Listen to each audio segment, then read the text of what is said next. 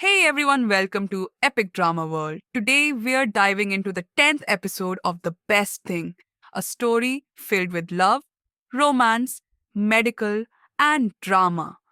After Hisui finished discussing the requirements and basic details with the hotel, he led everyone to the herb garden to explore the medicinal plants. Shensifan noticed Shisandra berries and, with Hisui's permission, picked a bunch.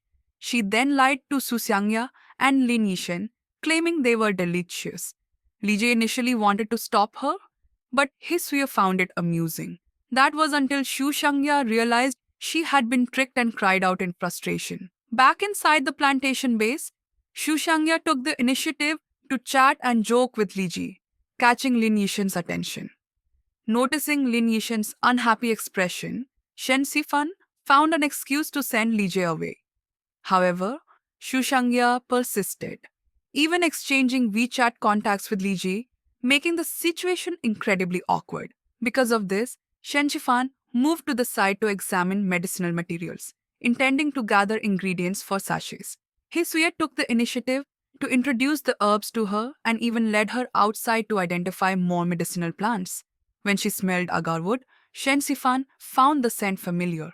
It seemed similar to a cologne Hisui had worn before. But Hisui denied ever wearing cologne and instead teased her, saying she was using the scent as an excuse to compliment him. The next morning, Shensifan arrived at Hisui's apartment complex only to receive a message from Shu Shangya urging her to forward yesterday's group photo to Hisui. Just then, Hisui appeared and gave Shensifan a sachet he had made for her. Learning that she no longer wanted to take medicine, he suggested she try acupuncture instead. Shensifan instinctively responded by asking if she always had to be sick to visit him. The moment the words left her mouth, she realized the implication sounded ambiguous. Hisuye was briefly stunned before inviting her to his place for a medicinal meal whenever she had time. Shensifan was overjoyed by his words. Even after returning home, her parents could sense something was different about her. She hid in her room, holding the sachet, feeling as if her heart was fluttering like a deer in a field. As the entire hotel prepared diligently, the middle-aged and elderly wellness tour group arrived at Gunan Huating.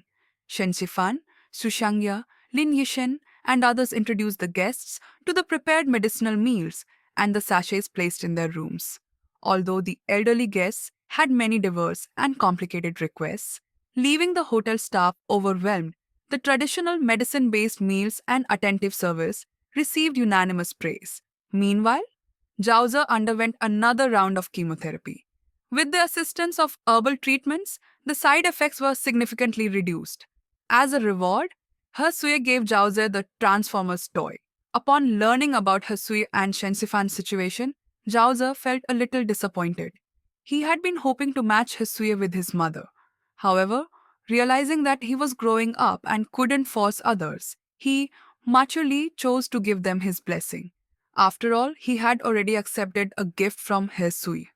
Elsewhere, during a conversation with Shensifan, Lin Yishen revealed that he might resign next year to take over his parents' small business. Shensifan knew that he and Susangya had feelings for each other, but neither had ever broken through the invisible barrier between them.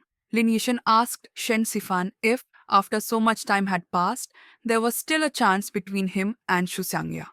Shensifan didn't know how to respond. Later, Hisuye told Shensifan that he had given the toy to Zhaoze and, using Zhaoze's desire to thank her as an excuse, invited her over for dinner.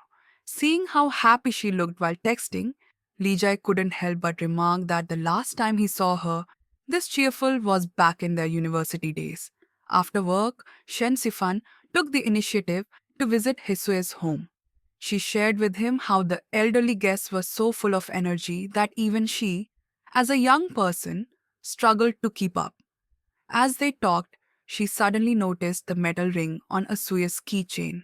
It looked exactly like the one she had given him before, the one he had previously lied about losing.